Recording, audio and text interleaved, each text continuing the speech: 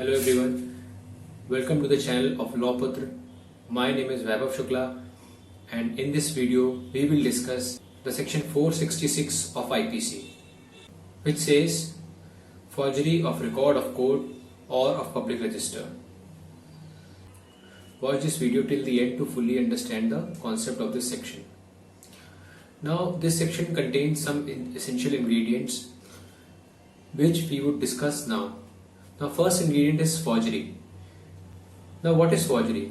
Forgery is a criminal act which takes place when a person falsifies a record or electronic record with intent to deceive a person or entity and uses it as a genuine record or electronic record. Now second ingredient is fraudulent intention. Now what is fraudulent intention? Fraudulent intention is limited to the person falsifying the act or document, and it is not necessary that it should be present in any other person involved in the act. So this is the second ingredient. Now the third ingredient, which is the false usage. It is important to note that merely making a false record is not punishable, and there has to be a use of it. There has to be that forged document has to be used as a genuine document. Then the offence is completed, and which is covered under this section, which is punishable under this section. So these are the three ingredients.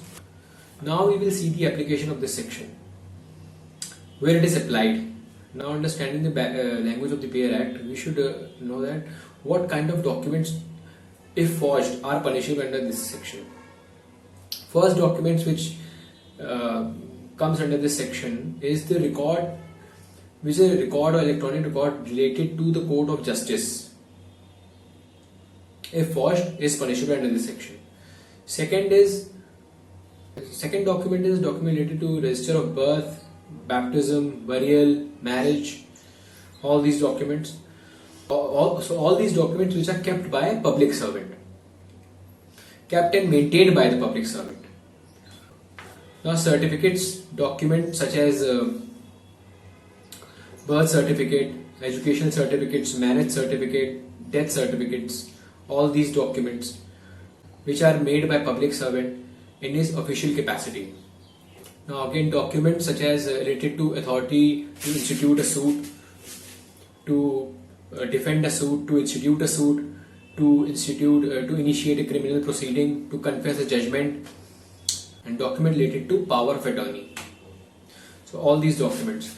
Now you must understand that this section applies to all those cases where a document is forged, a record or document is forged so that it may appear to be issued by a public officer. Now there is an explanation attached to this section which says that the word register will include all the records which are contained in electronic form, that is record, list, and all the documents which are contained in the electronic form, and which is defined, which is important to know that, which is defined in clause R of subsection 1 of section 2 of the Information Technology Act 2000. It is an important act of which this clause has to be read with this section. So now we come to the execution part of this section, where if a person found guilty under this section will be punishable with imprisonment which may extend to 7 years, and also liable to fine. This offence is a non-cognizable offence. It is a non-bailable offence, and the court which can try this section is Court of First Class Magistrate. So the summary of this section is that this section applies to all those cases where a person forges a document in order to make it appear that it has been published or issued by a public office. And also there is an important case related to this section, which is State of Uttar Pradesh versus Ranjit Singh, 1999 EIR. So in this case, a stenographer of a court forges a bail order through which the offender gets the bail, and which ultimately is found and the the stenographer is found guilty, and under the section of section 466 to be read with section 25.